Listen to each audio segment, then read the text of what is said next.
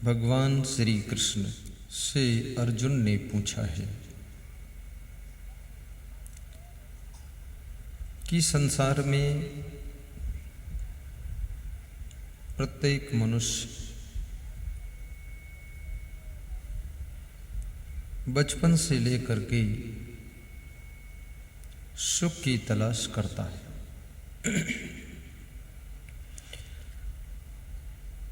बचपन, जवानी और बुढ़ापा तीनों अवस्थाओं में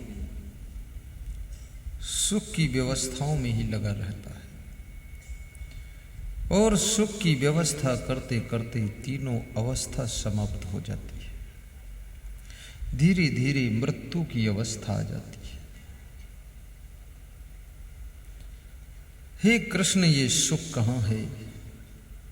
नर नारियों को क्यों नहीं मिलता है? इस सुख का कोई उपाय बताओ। सुख के बारे में अर्जुन ने श्री कृष्ण भगवान से पूछा है। दूसरा प्रश्न महाराजा धीराज धृतराष्ट्र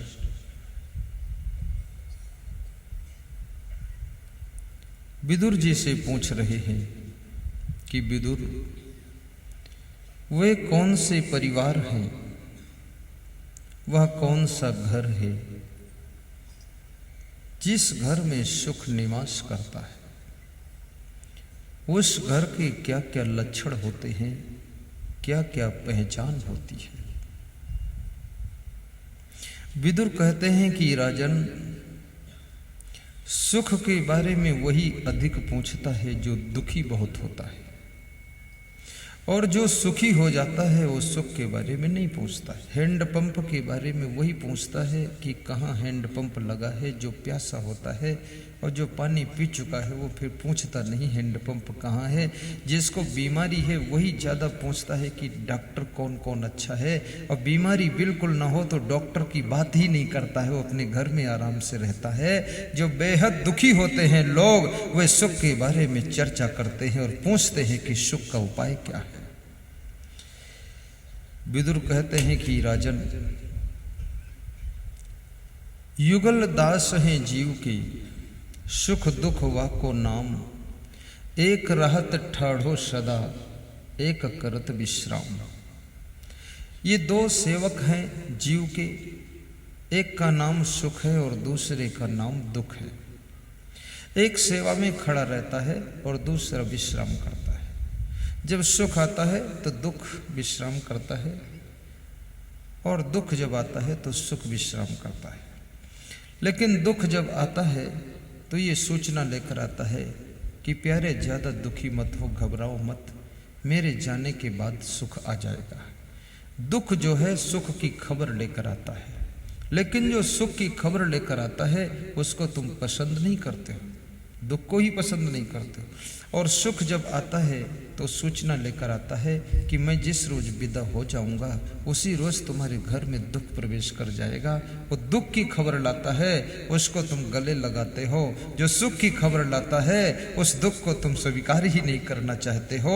और दुख सुख दोनों सेवक हैं जीव के, एक खड़ा रहता है सेवा में, दूसरा पड़ा रहता है विश्राम में। याद रखना, जो दुख के आने पर भी दुखी न हो और सुख के आने पर और सुख मिले, ऐसी जिसके अंदर कामना न हो, वो संसार में व्यक्ति जीने की कला सीख जाता है। दुख आएगा लेकिन दुखी न होना, ये आपके साथ में अगर साधना है तो आप दुख से बच सकते हो। कृष्ण कहते हैं, अर्जुन, दुख तो आता है लेकिन दुखी न होना सीखो। कांटा तो चुभा है पर दर्द को सहना सीखो। दुख आता नहीं सदा रहने के लिए, बात रह जाती है सिर्फ कहने के लिए। प्यार और पीर दो किनारे हैं, जिंदगी धार है बहने के लिए, जिंदगी धार है बहने के लिए। श्री कृष्ण अर्जुन से कहते हैं, अर्जुन, नास्ति बुद्धि अयुक्तस्य, न च अयुक्तस्य भावना, न च अभावयतः शांति, अशांतस्य कुतः सुखम। बड़ा प्यारा श्लोक है श्रीमद् भगवत गीता का।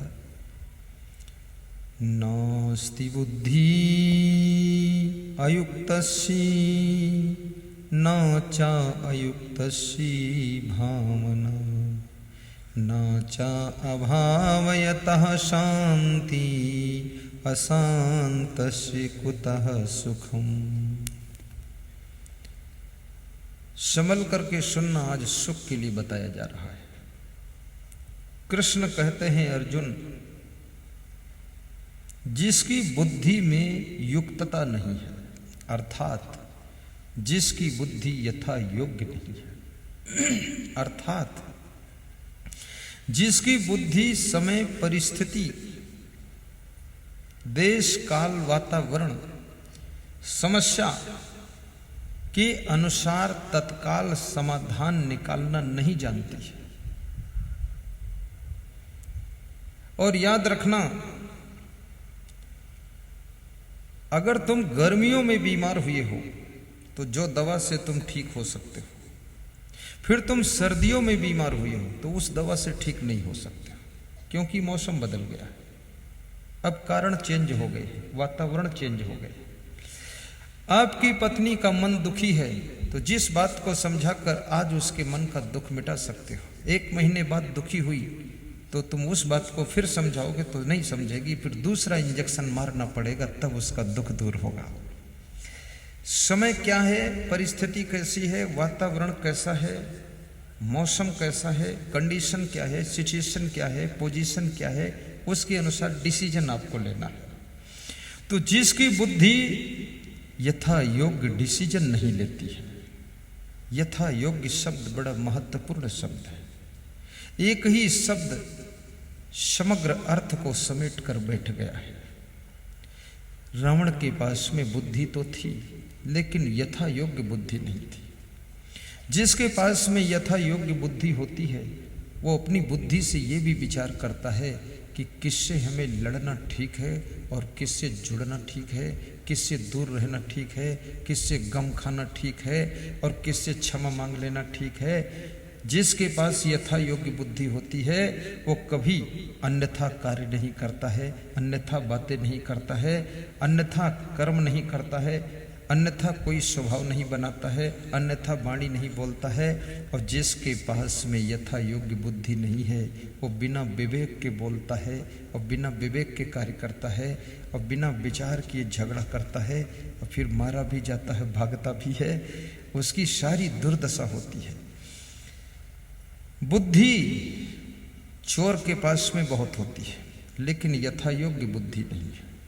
ये गलत काम करने वालों के पास में तुमसे ज्यादा बुद्धि होती है, क्योंकि अगर उनके पास बुद्धि ना हो तो तुम्हारे गले का हार कैसे खींच कर ले जाए, तुमको पता भी नहीं चलता, चैन गायब हो जाती है, तुम्हें मालूम भी नहीं पड़ता कान का कुंडल गायब हो गया। ये बहुत होशियार लोग हैं, बड़ा इनका कोमल हाथ है, बहुत आसानी से गायब करते हैं, लेकिन इनकी बुद्धि यथा योग्य नहीं है। जो किसी की सोने की चैन चुरा लेता है, सोने की चैन तो 10,000 50,000 में मिल जाएगी, लेकिन उसके दिल की चैन भी चली जाती है। दूसरों के सोने की चैन चुराने वाले लोग अपने दिल की चैन को खो देते हैं और 7 जन्म तक उनको चैन नहीं मिलती है। इसलिए किसी की चैन कभी नहीं चुराना चाहिए।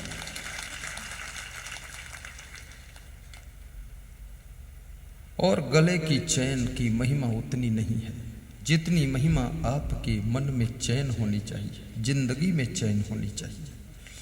कितनी महिलाएं तो गले में चैन ना हो तो पति का गला दबा देंगी कि इतने दिन हो गए, 20 साल तुम्हारे साथ में, अभी तक एक चैन नहीं बनवा कर दे सके। लेकिन जो समझदार महिला है, यथा योग्य बुद्धि है, वो कहती है गले में चैन ना हो कोई बात नहीं, लेकिन घर में चैन होनी चाहिए, दिल में चैन होनी चाहिए।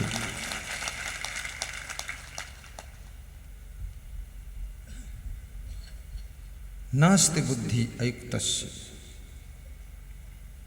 न च अयुक्तस्य भावना। और जिसकी भावना में विवेक नहीं है, यथा योग्य भावना नहीं है। भावना तो अच्छी है लेकिन यथा योग्य होना चाहिए। जैसे आपकी भावना अच्छी है गुरु जी के प्रति, लेकिन आप ज्येष्ठ महीने में गुरु जी को कंबल ओढ़ा दो तो भावना तो अच्छी है, लेकिन कंबल इस महीने मत उठाइए। तुम कहते हो बहुत बड़ा भाव है, आप कंबल ओढ़ लो। अरे मौसम भी तो देख लो, कूलर चलाओ, कंबल मत ओढ़ाओ। भावना अच्छी होते ही भी यदि आपके पति को फीवर है, बुखार है, और आपकी भावना बहुत अच्छी है कि मेरा पति है, तो उसको कृपया आइसक्रीम मत खिलाइए, उस समय उसको ग्रीन टी पिलाइए ताकि उसका फीवर उतर जाए। आइसक्रीम खिला दोगे तो और फीवर बैठ जाएगा अंदर ही। तो ये भावना अच्छी हो तो भी सफलता नहीं है, भावना में विवेक होना चाहिए। जैसे एक माँ है, उसका बच्चा जब मिट्टी खाता है तो माँ कान पकड़ती है और उसका मुंह खुलवाती है और एक थप्पड़ मारकर मिट्टी को निकलवाती है। अब उस बच्चे को ऐसा लगता है मेरी माँ बड़ी कठोर है, मुझे थप्पड़ मारती है, लेकिन उसके थप्पड़ में भी प्यार भरा हुआ है, उसके थप्पड़ में, उसकी मार में भी बड़ा प्यार दिख रहा है, क्योंकि माँ जानती है अगर ये मिट्टी खा लेगा तो इसका लीवर जाम हो जाएगा, फिर ये बच्चा बीमार हो जाएगा। इसलिए थप्पड़ मार करके भी अपने बेटे के भविष्य के लिए विचार करती है। इसको यथा योग्य भावना कहते हैं। कहीं कड़ाई भी करनी पड़े तो करो, लेकिन उसका हित होना चाहिए जिसके लिए तुम्हारी भावना अच्छी है। तुलसीदास की पत्नी ने तुलसीदास को बहुत डांटा था। आज भी बहुत से पति डांटे जाते हैं, लेकिन आजकल की पत्नियां थोड़ा सभ्यता से डांटती है। कमरे में जब जाते हैं तब डांट लगती है, बाहर तो नहीं लगती है। अगर कोई असभ्य है पति पत्नी तो हाईवे रोड पर भी स्टार्ट कर देते हैं लेकिन यदि सभ्यता है और पति को डांटना बुरा नहीं है, क्योंकि इस दुनिया में मनुष्य एक ऐसा प्राणी है जिसको कभी कभी डांटना पड़ता है, समझाना भी बहुत पड़ता है, और बहुत इसकी देख रेख करनी पड़ती है, बहुत केयर करना पड़ता है। ये बड़ा कमज़ोर प्राणी है, इसको अगर एक क्षण तुम देख रेख ना करो तो ये बिगड़ सकता है, फिसल सकता है, गड़बड़ा सकता है। इसलिए हर पति अपनी पत्नी को बहुत केयर करता है। और मनुष्य तो है ही, ये हमारी आपकी ज़िंदगी में जितने सामान हैं उनको भी केयर करने की आवश्यकता है। केयर शब्द बड़ा महत्वपूर्ण शब्द है। आप घड़ी को केयर करो तो आपकी घड़ी 10 साल तक आपका साथ देगी, और केयर ना करो तो 10 महीने में भी ख़त्म हो सकती है। आप गाड़ी को केयर करो तो आपकी गाड़ी 20 साल तक चल सकती है। मैं गुजरात गया था तो एक भक्त ने कहा मेरी गाड़ी में बैठो, तो मैं सोचा नई गाड़ी होगी, तो उसकी गाड़ी में जब बैठने गया तो बहुत पुरानी दिखी। तो मैंने कहा कितनी पुरानी है? बोले ज़्यादा पुरानी नहीं, 20 साल पुरानी है। तो हमने कहा इसमें क्यों बिठा रहे हो? बोले पवित्र हो जाएगी। तो हमने कहा आप पवित्र होने से क्या बची है, 20 साल पवित्र हो चुकी बोले तुम्हारे भी चरण पड़ जाए। तो बिठाया उसने। तो बोला मैं इस गाड़ी को मंदिर समझता हूँ, कोई संत मिल जाता है बिठा लेता हूँ, और आज तक मेरी गाड़ी न कोई लड़ी है न कोई कुचला है, बिल्कुल आराम से शांति से इसको बहुत केयर करता हूँ। आज तक इंजन भी नहीं खुला, कुछ बिगड़ी भी नहीं, केवल टायर चेंज करता हूँ और बस सर्विसिंग करा देता हूँ, और गाड़ी प्रेम से चलती रहती है। याद रखना गाड़ी को भी केयर करना पड़ेगा, और घर की लाड़ी को भी केयर करना पड़ेगा, और साड़ी को भी केयर करना पड़ेगा, खेती और बाड़ी को भी केयर करना पड़ेगा, और जिसको केयर नहीं करोगे वो हाथ से खो जाएगा। इसलिए केयर करने वालों के लिए संसार सफलता देता है। अपने बेटे को भी केयर कीजिए। यदि बेटे को आप संभालते नहीं हैं तो आपका बेटा बिगड़ सकता है। और कहीं सत्संग हो रहा हो तो बेटे को जरूर लाइए। कितने माँ बाप खुद तो बहुत सत्संग सुनते हैं और बेटे बहू को सत्संग से वंचित रखते हैं। बेटे बहू को सत्संग सुनाना अति जरूरी है, क्योंकि उनका मानसिक संभलना चाहिए। यदि उनका मानसिक नहीं ठीक हुआ तो आपके लिए भविष्य बड़ा दुखद हो जाएगा। बेटों को सत्संग में लाइए, यूट्यूब में भी सत्संग सुनिए। यूट्यूब में मेरा नाम सर्च करो आप, या सुखद सत्संग लिखो या असंग लिखो। अभी जम्मू कश्मीर मिलिट्री का एक व्यक्ति संजय बघेल, वो कह रहा था मैं तो उसमें सत्संग लिख रहा था तो भूल के असंग लिख गया।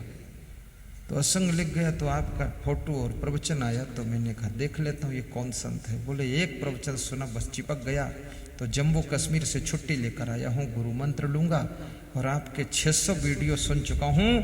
अब ऐसा लगता है कि संसार में जीने की कला मुझको अब मिली है। अब संसार में ऐसे जी रहा हूँ जैसे जल में कमल जीता है। अब जिंदगी में कोई दुख नहीं है, कांटे भी फूल जैसे लगने लगे।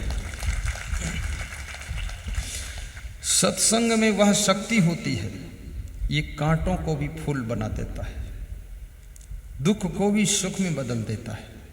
ये सत्संग में सामर्थ्य होती है।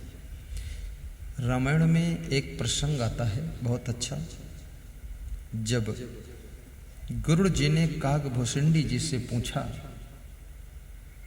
कि सुख कहाँ है और दुख कहाँ है, ये दो सवाल किए। कागभूषुंडी एक कौवा है, कौवा उत्तर दे रहा है। प्राचीन समय के कौवा भी बड़े बुद्धिमान होते थे, आजकल का तो आदमी भी उत्तर नहीं दे पाएगा। आदमी कौवा से भी नीचे चला गया, ये कलयुग का आदमी। और उस समय के कौवा भी होशियार थे, प्रवचन देते थे। तो कागभूषुंडी जी क्या कह रहे हैं? संत मिलन सम सुख जग नाहि, संत मिलन सम सुख जग नाहि, नहीं दरिद्र सम दुख जग माही। गाइए। संत मिलन सम सुख जग नाहि, नहीं दरिद्र सम दुख जग माही। दो बातें बताया कि दरिद्रता से बड़ा कोई दुख नहीं है और संत मिलन से बड़ा कोई सुख नहीं। संत यानी संत, संत का अर्थ ये नहीं है कि जो दाढ़ी और जटा बढ़ा ले, तिलक लगा ले, माला पहन ले, लाल पीला सफेद कपड़ा लपेट ले और उसको तुम संत मान लो, तो ये गलती आपकी है। संत का अर्थ होता है जो वैराग्यवान हो, जो ब्रह्मचारी हो, जो जितेंद्री हो, जो संयम नियम पर चलता हो, जो संसार के लोग सांसारिक भोगों को भोगते हैं, इन भोगों को जिसने तृण के समान त्याग कर दिया हो, जो माया मोह से परे हो, काम क्रोध लोभ मोह को जीत लिया हो, उसका नाम संत होता है। संत का कोई कपड़ा नहीं होता है, जो दुनिया का लफड़ा छोड़ता है उसका नाम संत होता है। कपड़ा बदलना तो बहुत आसान है, लेकिन लफड़ा बदलना बहुत कठिन है। तो ऐसे महान संत का मिलन हो जाए, दर्शन हो जाए, उसका एक एक शब्द तुम्हें सुख देगा, शांति देगा। और दरिद्र के समान कोई दुख नहीं है। और जिनके घर में दरिद्र आ गया है, अब दरिद्र हटने का नाम नहीं ले रहा है। बहुत से लोग दरिद्र से हार गए। आज मैं ऐसा मंत्र बताऊंगा कि आपके घर से दरिद्र निकल जाएगा। और मैं तो ये शेराली गांव का नाम भी नहीं जानता था, क्योंकि पूरे वर्ल्ड के मैं कई देशों में जाता हूँ और हिंदुस्तान में सभी प्रदेशों में लगभग जाता हूँ, परंतु यहाँ अगर मैं ना आता तो ये मेरे जीवन का बहुत बड़ा किस्सा एक अधूरा रह जाता है। ये साईं धाम वास्तव में दर्शन करने योग्य धाम। साईं के दरबार में, सदगुरु के दरबार में, शिराली की गलियों में, सदगुरु के दरबार में, साईं के दरबार में, सदगुरु के दरबार में, शिराली की गलियों में, कुंज गलिन दरबार में। साईं के दरबार में, बाबा के दरबार में, वृंदावन की कुंज गलिन में, सदगुरु के दरबार में, वृंदावन के कुंज गलिन में, सदगुरु के दरबार में। साईं के दरबार में, बाबा के दरबार में, साईं के दरबार में, बाबा के दरबार में, वृंदावन की कुंज गलिन में, सदगुरु के दरबार में, वृंदावन की कुंज गली में, साईं के दरबार में। साहिब बंदगी साहिब जय साईं बाबा। सज्जनों और देवियों, नास्ति बुद्धि अयुक्तस्य न च अयुक्तस्य भावना। किसी के प्रति आपकी भावना अच्छी हो, परंतु उस भावना में विवेक भी रखना। एक सेठ सो रहा था, उसका नौकर सेठ के ऊपर पंखा डुला रहा था। एक मक्खी बार बार आती थी और सेठ के मुख पर बैठ जाती थी। नौकर उस मक्खी को भगाने के लिए पंखा तेज चलाता था, लेकिन मक्खी बहुत जिद्दी थी, मानती नहीं थी। जिद्दी स्वभाव मूर्खों का होता है। मूर्ख के 3 लक्षण होते हैं, जिद्दी और क्रोधी और आलसी। ये 3 लक्षण जहां मिले तो समझ लेना मूर्ख है। जो आलसी बनकर पड़ा रहे और जिद्दी बनकर अड़ा रहे और जिद्दी, आलसी और क्या बताया, क्रोधी। क्रोधी, ये क्रोध ये बड़ा विचित्र है। एक क्षण का क्रोध आपके भाग्य को बिगाड़ सकता है और एक क्षण की सहनशीलता आपके बिगड़े हुए भाग्य को संवार सकती है। एक मिनट का क्रोध आपके भविष्य को डिस्टर्ब कर सकता है।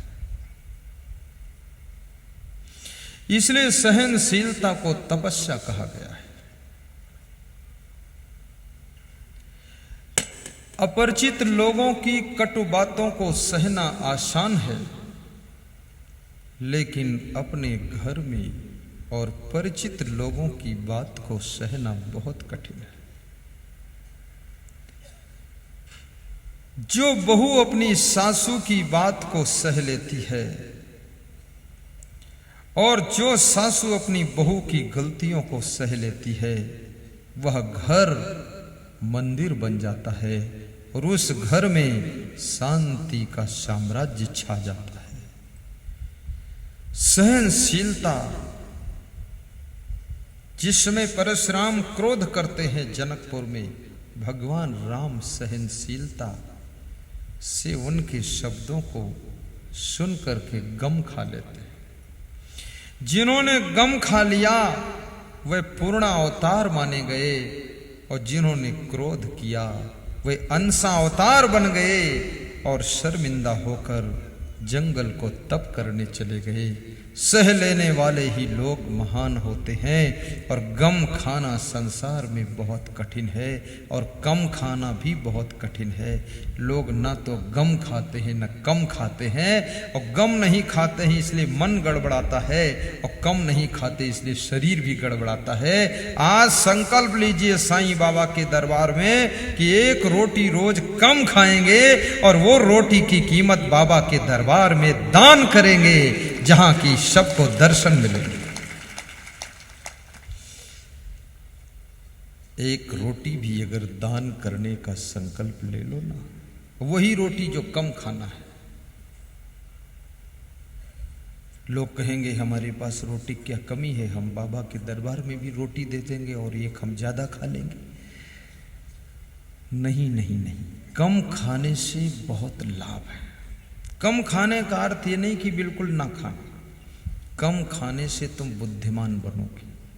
पहली बात, बुद्धिमान, बुद्धि की मेमोरी आपकी स्ट्रांग हो जाएगी। अगर आपको इंटेलिजेंस बनना है, कुशाग्र बुद्धि लानी है, तो आप कम खाइए। और यदि आपको शांति चाहिए तो गम भी खाइए, और यदि सफलता चाहिए तो सहनशीलता चाहिए, और यदि विशेष उन्नति करना चाहते हो तो वाणी पे कंट्रोल भी चाहिए, और यदि आकाश की ऊंचाइयों को छूना चाहते हो तो हर क्षण सावधानी होना चाहिए। असावधान बिल्कुल मत होइए, लापरवाही मत कीजिए, और जिम्मेदारियों को ठीक से स्वीकार कीजिए। और दुख हो या सुख हो, लेकिन हंसते हंसते कार्य करने की कला को विकसित कीजिए, फिर आपको सफलता बहुत तगड़ी मिलेगी।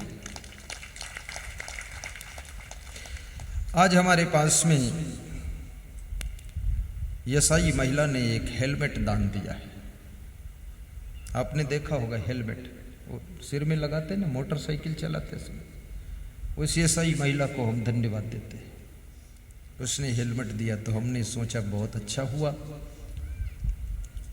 कि यसाई महिला आई है तो उसने हेलमेट दिया है। अगर कहीं एसपी आ जाता तो पूरी मोटरसाइकिल दे देता।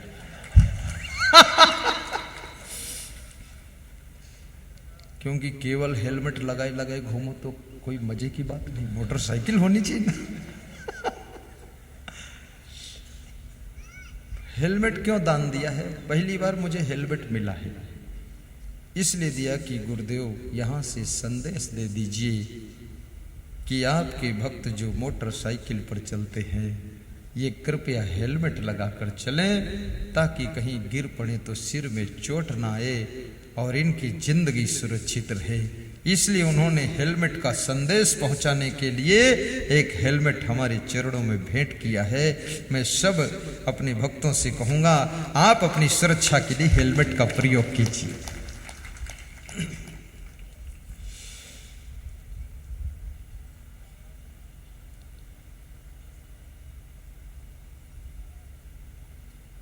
ज्ञान घटै नर मूढ़ की संगति, ध्यान घटै चित्त को भर माए। तेज घटै सब भोग की संगति, बुद्धि घटै बहु भोजन खाए। बहुत भोजन खाने से बुद्धि घट जाती है, और बिल्कुल ना खाने से बुद्धि मिट जाती है, खत्म, तुम भी खत्म। कुछ तो खाना ही पड़ेगा थोड़ा, लेकिन जितना खाते हो उसमें से थोड़ा कम खाइए। और तेज घटै सब भोग की संगति, और संसार के भोगों को भी कम भोगी, इससे तुम तेजस्वी बनोगे। आज हमारे देश के अंदर तेजहीन लोग हो रहे हैं, किसी के चेहरे पर तेज दिखाई नहीं देता है। तेजस्वी बनो, और वाणी में ओजस्वी बनो, और साधना में तपस्वी बनो, और कर्मों में यशस्वी बनो। आपकी वाणी में ओज होना चाहिए। जब बोलो तो लोगों को लगे कि हाँ किसी की आवाज आई है। ओजस्वी वाणी। क्योंकि वाणी का बड़ा प्रभाव होता है। अपनी वाणी को भी सुधारिए, बोलने का ढंग सीखिए। कितने लोग बोलते हैं तो इतना धीरे बोलते हैं कि लगता है कि मच्छर भुनक रहा है, कोई सुन ही नहीं पाता है। और कितने लोग इतना तेज बोलते लगता कुत्ते भौंक रहे हैं, कान फाड़ देंगे, बहुत जोर बोलते हैं। बहुत जोर बोलने से भी वाणी कटु हो जाती है। और कितने लोग ऐसे बोलते हैं कि उनकी वाणी के शब्द अस्पष्ट नहीं होते, गजबज गजबज गजबज गजबज, क्लियर शब्द बोलिए। और कितने लोग इतना जल्दी जल्दी बोलते हैं कि तुम उनके शब्दों को पकड़ ही नहीं पाओगे। और कितने लोग इतनी धीमी स्पीड है कि तुम ऊब जाओगे, अरे जो बात कहनी कहो, इतनी देर क्यों लगाते हो। बहुत धीमी स्पीड भी ठीक नहीं। एक महात्मा कहीं प्रवचन दे रहा था तो ऐसे बोलता था, भगवान श्री राम बन गए, फिर चुपचाप बैठा रहता था 1 मिनट। तो मैं इंतजार कर रहा था अब क्या बोलेगा। 1 मिनट रुका रहे, फिर बोलता, वहां हनुमान जी से मिलन हुआ। तो मैंने कहा वन में तो वाल्मीकि से भी मिलन हुआ यार, इतनी देर सोच पाए। तो बहुत धीमी स्पीड से बोलने से समय लॉस होता है, थोड़ा स्पीड भी बढ़ाइए। और बहुत तेज स्पीड भी ना हो कि कोई पकड़ भी ना पाए तुम्हारे शब्दों को। और बोलने से पहले थोड़ा स्वयं को खुश कीजिए। कितने लोग बोलते हैं तो उनका चेहरा ही बिगड़ जाता है बोलते बोलते। इतना वो टेंशन में आ जाते हैं, घबरा जाते, डर जाते या उलझ जाते हैं, जो भी होता हो वही जानते हैं। लेकिन उनका मुखमंडल भाव भंग में, अरे बोलना कोई कठिन चीज थोड़े है, ये तो हल्का सा मुस्कराइए और गदगद हो जाइए और टेंशन कोई मत कीजिए, क्योंकि पूरी दुनिया का प्रलय तुम थाम भी नहीं पाओगे। आप चिंता क्यों करते हो, जो होने वाला है वो होगा ही, और जो नहीं होने वाला नहीं होगा। तू अपना कर्म कर, भाग्य तो अपने आप संभलता चला जाएगा। तो इतनी उलझन में क्यों पड़ा हुआ है। तेरा जीवन तो ऐसे है, जब माँ के पेट में तू था तो भी तू जिंदा था और कुछ खा करके तंदुरुस्त होता जा रहा था, और माँ के पेट से बाहर आया, झूले में पड़ा झूलता था, तब भी तू जिंदा था और तेरे लिए दूध का इंतजाम हो गया था। अब तो तू जवान हो गया है, अब काहे की टेंशन करता है। अब तो 10 भैंस पाल करके 1 कुंटल दूध पैदा कर सकता है, तब तू चिंता में पड़ा हुआ है। और उसी चिंता को मिटाने के लिए चिंता हरण टॉनिक पी रहा है, दूध को बेचकर दारू खरीद कर पी रहे हो, उससे चिंता मिटने वाली नहीं है।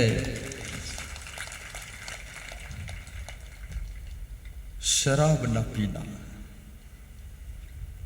तुम सोचते हो मैं शराब पीता हूं, शराब तुम नहीं पीते हो, बल्कि तुमको शराब पी जाती है। तुम्हारा मान सम्मान शराब पी जाती है, तुम्हारी सेहत को शराब पी जाती है, तुम्हारे स्वास्थ्य को शराब पी जाती है, और तुम्हारे धन दौलत को शराब पी जाती है, तुम्हारी जमीन को भी शराब पी जाती है। तुम शराब नहीं पीते हो। एक शराबी जमींदार था। जमींदार उसको कहते जिसके पास 1000-2000 एकड़ जमीन थी। यूपी का शराबी था जमींदार। जमींदारों की जमींदारी तो चली गई, लेकिन शान शौकत नहीं गई। अभी ऐंठ वही है। रस्सी जल गई पर ऐंठन न गई। सांप मर गया लेकिन भय नहीं गया, देखकर डर फिर भी लगता है। तो वो शराबी शान शौकत से रहता था, जमींदार था। उसके पड़ोस सामने एक गरीब रहता था। वो गरीब आदमी कुछ बीमार हो गया, जुकाम हो गया, सर्दी हो गई, तो छींक रहा था। तो जमींदार ने कहा इधर आओ, तुम्हारा घर मेरे सामने घर है और तू यहाँ छींकता है, जुकाम की दवाई क्यों नहीं लेता है। तो उसने कहा दवाई तो लिया महोदय, लेकिन फायदा नहीं किया। बोले क्या डुप्लीकेट दवाई है। बोले दुनिया में डुप्लीकेट तो हर चीज आ चुकी है, इसमें दवाई में क्या है। खाने की सामग्री भी डुप्लीकेट आती है, आदमी भी डुप्लीकेट हैं, दवाई भी डुप्लीकेट है, सामान डुप्लीकेट है, गाड़ी लाड़ी बाड़ी साड़ी बहुत सारा डुप्लीकेट। तो तो मैं तेरे को एक दवा बताता हूँ, थोड़ा सा ले ले, तेरा जुकाम ठीक हो जाएगा। बोले क्या? कहा थोड़ी शराब शाम को पी लिया करो, जुकाम जड़ से चला जाएगा। तो उस गरीब आदमी ने कहा शराब कोई जुकाम की दवा है? क्या प्रमाण है शराब पीने से जुकाम चला जाएगा? बोले एक प्रमाण नहीं, अनेक प्रमाण है। तो बताओ ना। बोले मैं शराब पीता हूं तो मेरी 500 एकड़ जमीन चली गई है। मैं शराब पीता हूं मेरी 2 कोठियां चली गई है। मैं शराब पीता हूं मेरी इज्जत आबरू चली गई। मैं शराब पीता हूं मेरी सेहत और स्वास्थ्य भी चला गया। मैं शराब पीता हूं मेरा धन दौलत चला गया। तो तू थोड़ी शराब पिएगा, क्या तेरा छोटा सा जुकाम नहीं जाएगा? वो भी चला जाएगा, पी कर तो देख। शराब पीने से जुकाम जाने वाला नहीं है, लेकिन शराब पीने से आपकी जमीन जरूर जाने वाली है, इज्जत जाने वाली है। कहीं शराब पीकर सड़क किनारे पड़े रहोगे। इसलिए निवेदन करूंगा, पीना है तो सत्संग की शराब पियो, साईं बाबा की भक्ति की शराब पियो।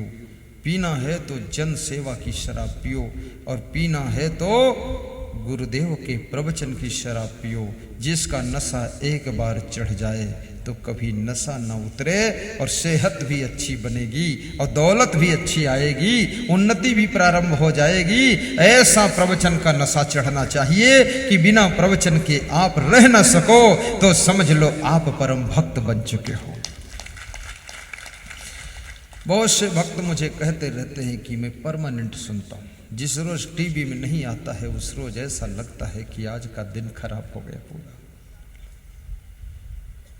भोजन से रक्त बनता है, प्रवचन से मनुष्य का मन विरक्त बनता है, और जिसका मन विरक्त नहीं है वो हर जगह फिसल सकता है, और जिसके शरीर में रक्त नहीं है वो भी कहीं भी कमजोरी में गिर सकता है। शरीर में रक्त होना चाहिए और मन विरक्त होना चाहिए, और शरीर में रक्त भोजन से बनता है और मन विरक्त प्रवचन से बनता है। इसलिए प्रवचन खूब सुनना चाहिए, ताकि आपका जीवन ऐसे बने जैसे जल में कमल होता है, कभी आप संसार में डूब न सकें, और आपकी जिंदगी संसार में कमल के फूल की तरह खिली रहे। संसार के लोग आपको भटका न सकें, दुनिया किसी तरफ आपको आकर्षित न कर सके, गिरा न सके, ऐसी आपकी जिंदगी होना चाहिए। दुनिया में बहुत आकर्षण है, कभी तो आपको बीड़ी आकर्षित करती, कभी सिगरेट आकर्षित करती, कभी फैशन आकर्षित करता है, और कभी आपको कुसंगत आकर्षित करती है, कभी आपको पिक्चर के सीरियल आकर्षित करते हैं। ये सभी आकर्षण से जो बच पाता है वही अपने लक्ष्य को प्राप्त करता है, फिर सुख शांति की मंजिल आती है और जीवन धन्य हो जाता है। भाइयों और बहनों, नास्ति बुद्धि चा अयुक्त न चा अयुक्त भावना न चा अभाव यतः शांति। और जिसकी भावना ठीक नहीं है, कृष्ण कहते उसको शांति नहीं मिल सकती। भावना का बहुत बड़ा खेल है, और भावना में खर्च तो कुछ नहीं होता है, लेकिन है इसी का सारा प्रभाव। जैसे यहाँ इतने लोग बैठे हुए हैं, एक छोटा सा एग्जाम्पल देता हूँ। इसमें कुछ लोगों की भावना है कि मैं साईं धाम में जहाँ सत्संग हो रहा है, ये भूमि खरीदने के लिए मैं भी कुछ दान करूँगा। अभी दान दिया नहीं, अभी पैसा उनके पास है, ना भी दे पता नहीं है, लेकिन भावना है अंदर कि मैं कुछ दान दूंगा। तो इस भावना से भी उसके मन में प्रसन्नता आ रही है, खुशी हो रही है। लेकिन इसमें कुछ लोग ऐसे बैठे हों जिनके मन में ये भावना हो कि सत्संग जब छूटेगा उससे 10 मिनट पहले मैं निकलूंगा और किसी के अच्छे जूते पहन कर चला जाऊंगा। ये भावना है। अभी उसने जूते किसी के पहने नहीं है, चप्पल चुराया नहीं है, केवल भावना उसके अंदर है। तो अब हो क्या रहा है, जिसके अंदर दूसरे के जूता चप्पल चुराने की भावना है, बेचारा चुराया नहीं है लेकिन भावना है, चांस मिल जाए तो चुरा लूं। तो इतनी भावना से भी उसके अंदर भय है, घबराहट है, डर है। मन में सोचता है यदि चुराऊंगा और जूते वाले ने देख लिया तो 2 जूते चुराऊंगा और 200 जूते दे देगा, इज्जत भी जाएगी, पकड़ा जाऊंगा तो क्या होगा। अब ये सब अंदर अंदर मंथन चल रहा है। लेकिन जिसके अंदर दान देने की भावना है उसका मन निश्चिंत है, प्रसन्न है कि अपन दान दूंगा तो कोई लफड़ा तो इसमें है ही नहीं, दे दूंगा और यहाँ पर मेरे नाम से भी जमीन थोड़ी खरीद ली जाएगी। अभी मैं यहाँ वो बोर्ड लगा हुआ पढ़ा था, यहाँ से लिखा है मंदिर के पीछे जिस भूमि पर गौशाला है एवं जिस भूमि पर प्रतिवर्ष कथा पुराण होती है वह भूमि क्रय करने के लिए आप सभी से निवेदन है कि आप उस भूमि का छोटा सा टुकड़ा अपनी धनराशि से दान दे सकते हैं और जिसमें हर समय, हर वर्ष, हर महीने सदकर्म होंगे, समागम होंगे, प्रवचन होंगे, अतः भूमि दान में सहयोग करें। यहाँ से पढ़ा हूँ, गलत तो नहीं पढ़ा मैं, कुछ सेंटेंस अपनी ओर से जोड़ दिया हूँ, थोड़ा लगा कम है तो लगा दिया मैंने। तो अब उसको मैं पढ़ा तो मैंने सोचा मैं भी कुछ दान कर दूँ। तो मैं कितना दान कर दूँ? मैं भी कर दूंगा। फिर नीचे लिखा है राशि 200 रुपये प्रति वर्ग फीट, ऐसा लिखा हुआ है, 200 रुपये में 1 स्क्वायर फीट। तो मैं 31,000 रुपये दूंगा। 31,000 में कितना होगा जोड़ लेना। आज 31,000 दूंगा और कल इसको 41,000 कर दूंगा और परसों इसको पूरा 51,000 कर दूंगा। ये तो आज बता दिया, बताना नहीं चाहिए था, कल कर देना चाहिए था, लेकिन अब निकल गया मुख से, कोई बात नहीं। आज 31 और कल उसमें प्लस 10 और करूंगा 41 और परसों प्लस कर दूंगा 51। अगर एक दिन और रोको तो फिर प्लस कर दूं 10 तो 61 कर दूं। एक दिन रोकोगे? ये मैं मेरी ओर से भी करूंगा, क्योंकि मुझे भी अपनी व्यास गादी भर की जगह तो खरीदना ही है। व्यास गादी जिसमें बन जाए तो ऐसी 150 स्क्वायर फीट जगह करीब करीब उसमें आ जाएगी। तो 150 स्क्वायर फीट में हम बैठ जाया करेंगे, प्रवचन कर देंगे, या हमारा कोई और संत आ जाएगा वो बैठ के प्रवचन सुना देगा, ठीक रहेगा ना। तो मैंने व्यास गादी की तो व्यवस्था कर ली, अब तुम अपनी अपनी गादी की व्यवस्था करो। तुम कहाँ बैठोगे तो ये अपनी अपनी जगह बनाओ। हमने तो बना लिया, हम निश्चिंत हो गए। मंगल भवन अमंगल हारी, द्रव हो सो दशरथ अजीर बिहारी। मंगल भवन अमंगल हारी, द्रव हो सो दशरथ अजीर बिहारी। मुदु मंगलमय संत समाजु, मुदु मंगलमय संत समाजु। जो जग जंगम तीरथ राजु, जो जग जंगम तीरथ राजु। मुदु मंगलमय संत समाजु, मुदु मंगलमय संत समाजु।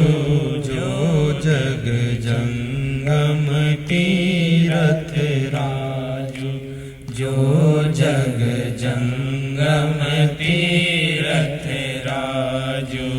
दीन दयाल बिरद संभारी, दीन दयाल बिरद संभारी।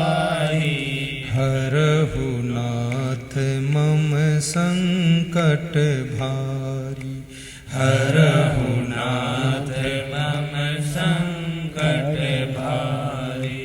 दीन दयाल बिरद संभारी, दीन दयाल बिरद संभारी। हरहु नाथ संकट भारी। हरहु नाथ मम संकट भारी। नाथ सकल संपदा तुम्हारी। नाथ सकल संपदा तुम्हारी। मैं सेवक समेत सुत नारी। मैं सेवक समेत सुत नारी। अब कछु नाथ न चाहिए मोरे। अब कछु नाथ न चाहिए मोरे। दीन दयाल अनुग्रह तोरे।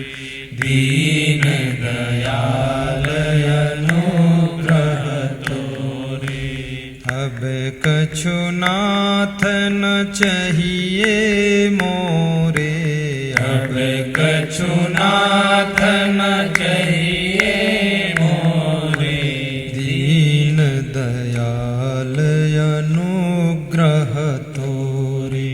दीन दयाल अनुग्रह तोरे।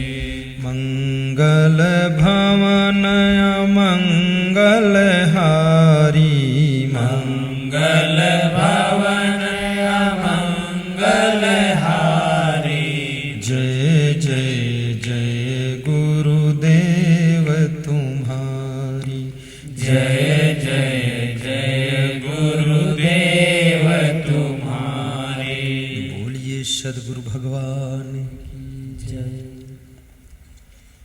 नास्ति बुद्धि अयुक्तस्य न च अयुक्तस्य भावना न च अभावयतः शांति।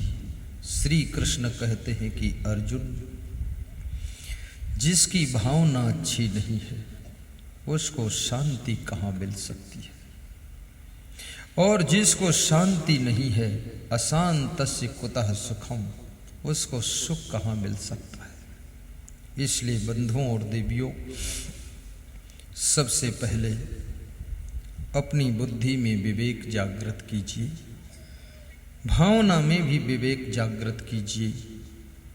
और प्यारे सज्जनों, अच्छी भावना रखिए तो आपको शांति मिलेगी, और जिसको शांति मिलती है उसी को सुख मिलता है।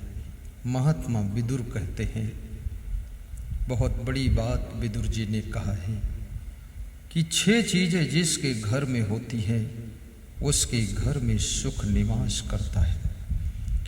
अर्था गमो नित्यम अरोगिता चा, प्रिया च भार्या प्रियवादिनी चा, वश्यस्य पुत्रो अर्थ करी च विद्या, खड जीव लोकस्य सुखानि राजन। गौर से सुनना, थोड़ा सीधे बैठ जाइए। अर्था गमो नित्यम, महात्मा विदुर महाराजा धीराज धृतराष्ट्र को समझा रहे हैं। विदुर धृतराष्ट्र के छोटे भाई हैं।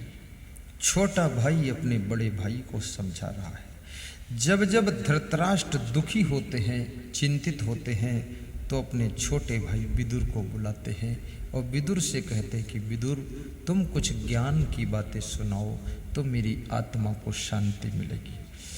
ये मनुष्य की आत्मा में जो अशांति पैदा होती है, ये न धन से अशांति दूर हो सकती है, न दौलत से, न औरत से, न साड़ी से, न लाड़ी से, न बाड़ी से, न गाड़ी से, और न तो मकान से, न दुकान से। ये अशांति कोई चीज़ें दूर नहीं कर सकती हैं। दिल की अशांति को दूर करने के लिए केवल ज्ञान की आवश्यकता होती है। ज्ञान जब मिलता है तो अशांति दूर हो जाती है। और भाइयों बहनों, संसार में लोगों को ज्ञान नहीं है। बहुत अज्ञान की अंधेरी रात में जीव भूला हुआ है। मैं कौन हूँ? मैं शुद्ध बुद्ध चैतन्य स्वरूप आत्मा हूँ। मैं अजर हूँ, शाश्वत हूँ, अमर हूँ, अखंड हूँ, निर्विकार हूँ। मैं शरीर नहीं हूँ। शरीर जड़ तत्वों से बना हुआ मिट्टी का पुतला है।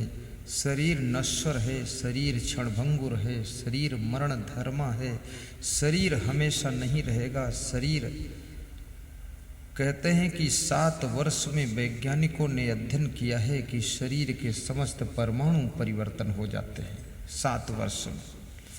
जो परमाणु आपके शरीर में 7 वर्ष पहले लगे थे वह सब चेंज हो गए, अब नए परमाणु जुड़ गए हैं। ये शरीर मरण धर्मा है और जिस रोज से जन्म होता है उसी रोज से मृत्यु शुरू हो जाती है। बड़ा विचित्र शरीर है। तुम कहते हो कि हम 10 साल जी चुके हैं, वास्तव में देखा जाए तो तुम 10 साल मर चुके हो। 100 साल कुल उम्र थी, उसमें 10 साल खर्च कर चुके हो, तो यानी 10 साल मर चुके हो। 90 साल और मरना बाकी है। तुम कहते हो 90 साल जीना बाकी है, लेकिन मैं कहता हूँ 90 साल मरना बाकी है। 90 साल और मर लोगे, पूरा मर जाओगे फिर। तो मृत्यु हमारी एक दिन नहीं होती है। जिस दिन से जन्म होता है उसी दिन से हम मरना शुरू करते हैं। जितने क्षण तुम जी लेते हो उतने क्षण तुम टोटल में से खर्च कर चुके हो, मर चुके हो। कितने लोग इसमें 20 साल मर चुके हैं, लेकिन कोई दुख नहीं है। जिस दिन पूरा मर जाएंगे उस दिन चिल्लाएंगे बहुत लोग, बहुत रोएंगे।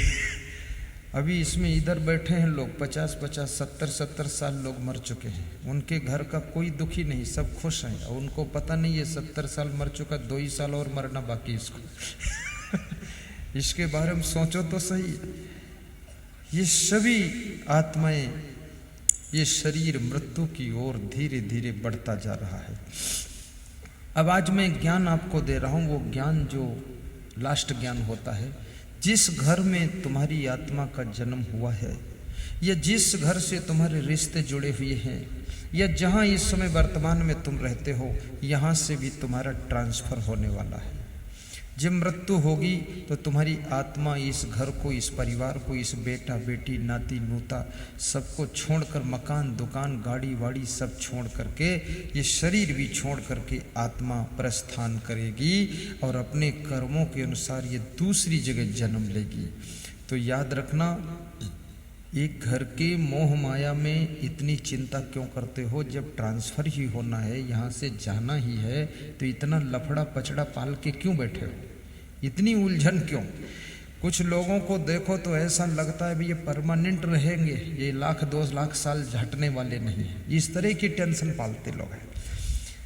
अरे ये तो केवल 10 साल और रहना है, 5 साल और और ये भी किसी को पता नहीं कितने साल रहना है, कि दिन रहना है, कि रात रहना, कि घंटे रहना है। टाइम पूरा हो गया क्या पता, किसे पता क्या उड़ चलने का आ जाता कब बेला है। जब तक जिंदगी जियो, अच्छे कर्म करो, अच्छा स्वभाव बनाओ, और बिना कारण हंसा भी करो, और बिना कारण मुस्कराया करो।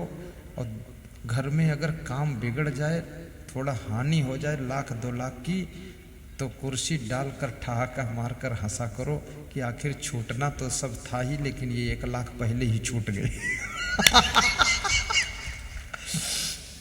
मैं इसीलिए खुश रहता हूँ।